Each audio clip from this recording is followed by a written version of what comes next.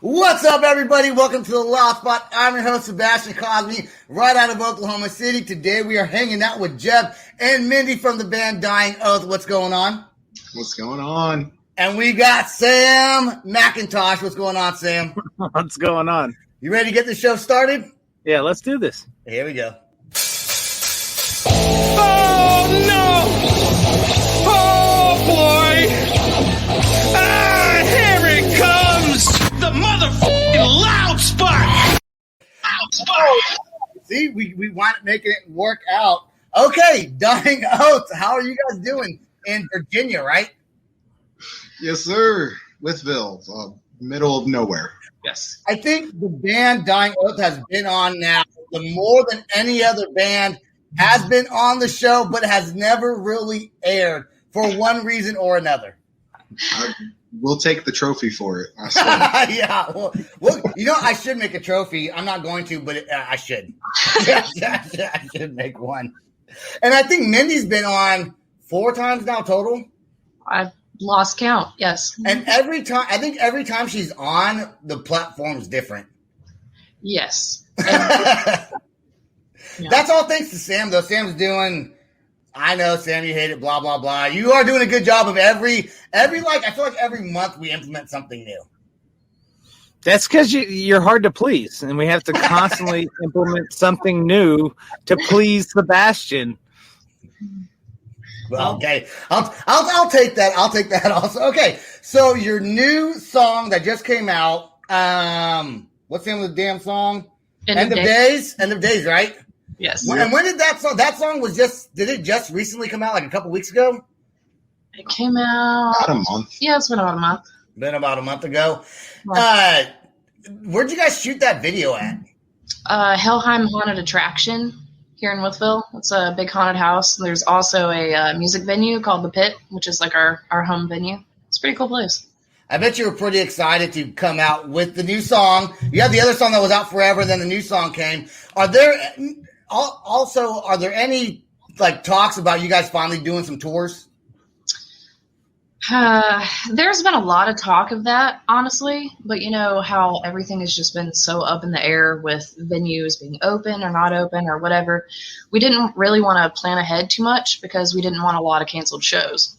So we've just kind of been booking here and there in between just to see what we can get. And right now things have been opening back up slowly. So now we've got a steady pace. So we're actually playing in four or five different states over the course of the months. So I feel like it's – go ahead. What are you saying? Just a handful of shows. I mean, there's no connection with any of them. It's just been lucky, really, just to be offered it. I feel like it's easier to play in other states when you live in Virginia. Because isn't there like a whole bunch of other places like all around there? Oh, yeah. Absolutely. I mean, there's nowhere to play really where we are in our town. But as far as like our location to other hubs that have shows, it's maybe an hour drive to several different venues. So we're lucky on that front.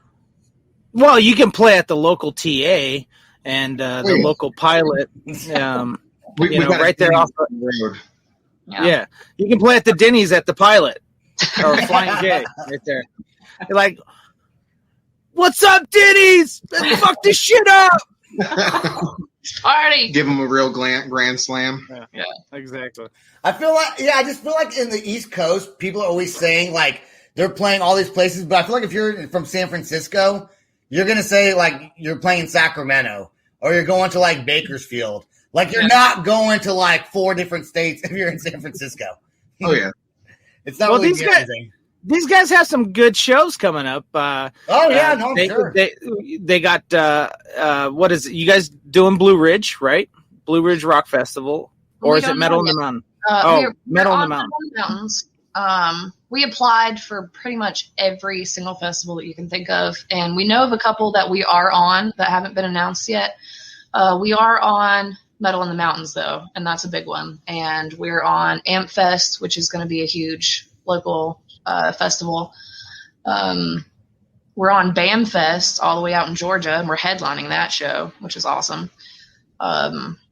I mean, we've got a couple at the Coyote Ugly in Salisbury, North Carolina. Yeah. So, yeah, we're on a bunch of festivals, but some of them we aren't sure yet, and some of them haven't been announced yet. So, fingers crossed. And then, of course, there's still a bunch of one-offs that you guys are doing all around the state. Yeah, we actually got put on a back-to-back headlining weekend this weekend. So we're playing Salisbury on Saturday and headlining, and then we're headlining in Greensboro at the Blind Tiger on Sunday. That's cool. I bet you guys are excited to finally get out there. Because for people that don't know your band, that are watching the show, you guys kind of came together right before COVID, right? Oh, yeah. Yeah, that was like the height of our career, and then everything just kind of dropped off. So I think every band was just kind of scrambling to know what to do. Should we do, live shows at home? Should we play for our friends? Should we not play at all? It was a lot. So we had a lot of time to write. So that was good. So we're just releasing a lot of content until we can get back out full steam. I did notice that on the new song. Well, Sam pointed it out also about you, Mindy, but Jeb, you took your vocals up to like another level. Like you sound really good in this. Mindy, you both sound really great, and you can tell you've been practicing. I made up a word earlier. Your vocalities, your vocalities are a lot better now. But no, it meshes well, and it sounds great. Yeah, I told him. I said I don't think that's a word, but we'll take it. I think that's a good word. It should be a word. Vocality. Yeah. He is Sebastian, aka Don King, over here.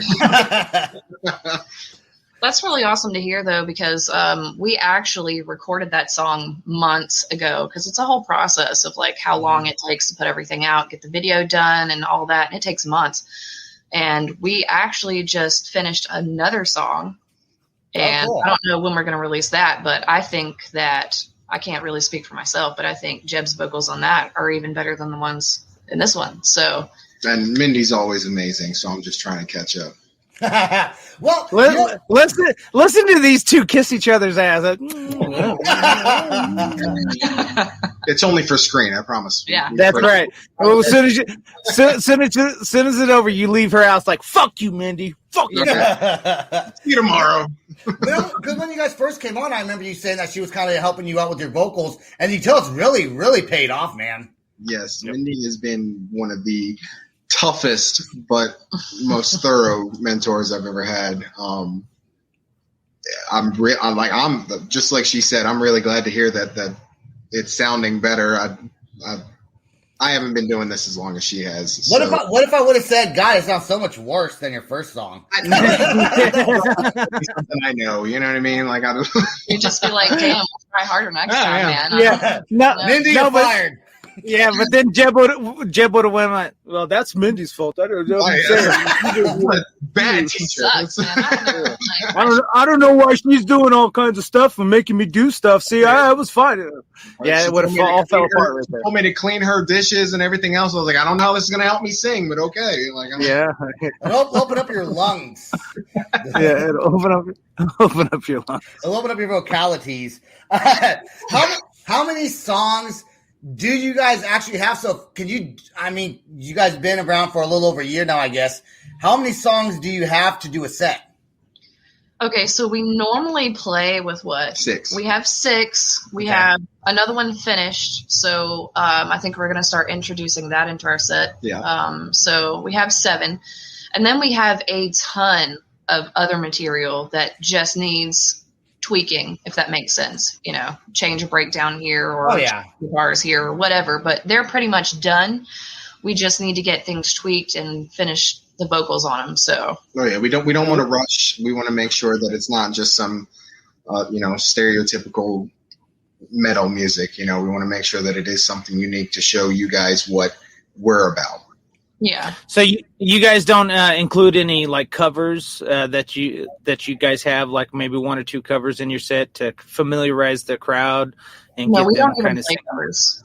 We don't even do covers. We don't even practice them or jam them or whatever because we only have a limited amount of time, and we have to put all of that time into writing and tweaking for our set, because it's been a whirlwind for us, and we have had show after show after show after show, and they just keep popping up. Like, we didn't know about the back-to-back shows until yesterday. 2 days ago. So, like, we just have to really keep ourselves on our toes. And the only way to do that is to really push this set and continue to do it and try to write new music so that we're not lagging behind with the same set. So we really don't have time to even do covers. Honestly, we've talked about it. We'd like to do it. We just haven't had the time yet to even try. Yeah. So. You know, one of the biggest things I always tell bands is, like, when you're a new band going to a new city and you don't have a lot of content out there, because you guys got like 3 or 4 music videos, I think, out there right now.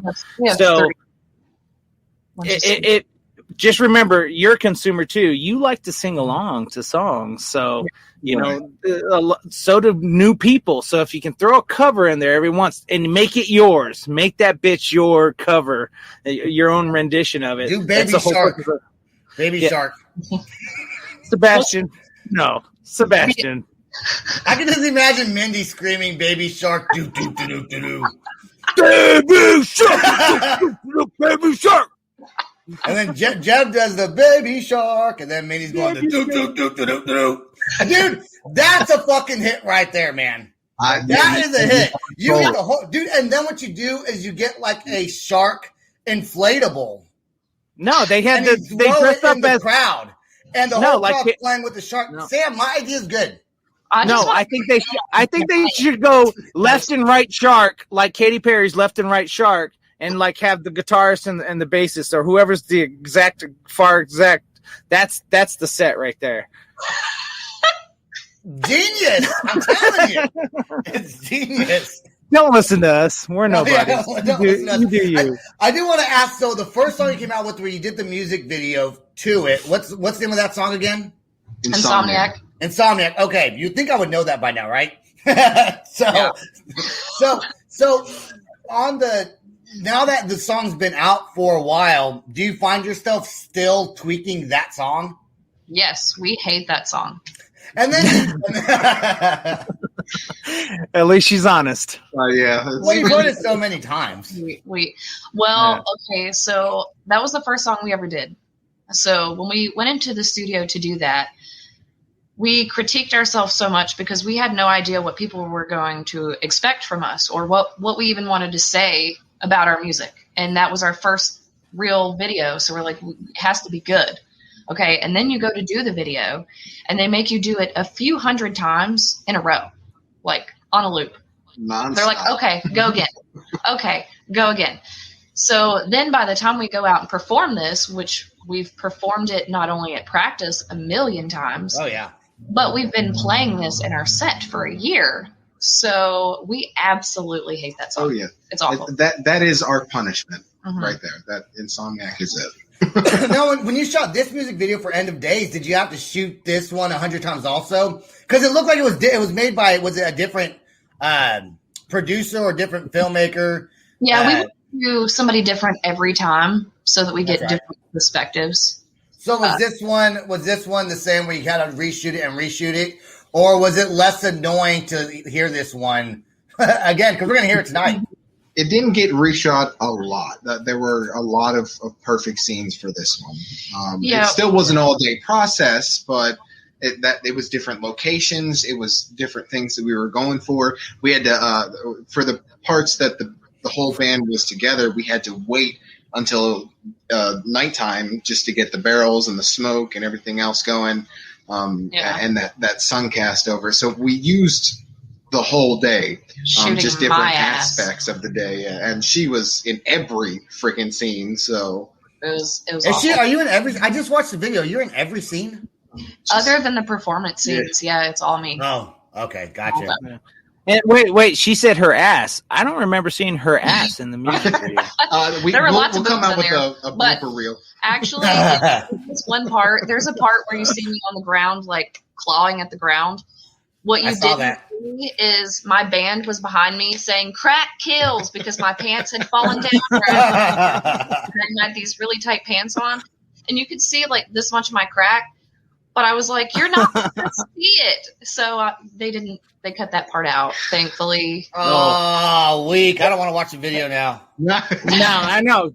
Hey, Jeb, send that B-roll over so we can take a look at it. I got Let's you. do that one.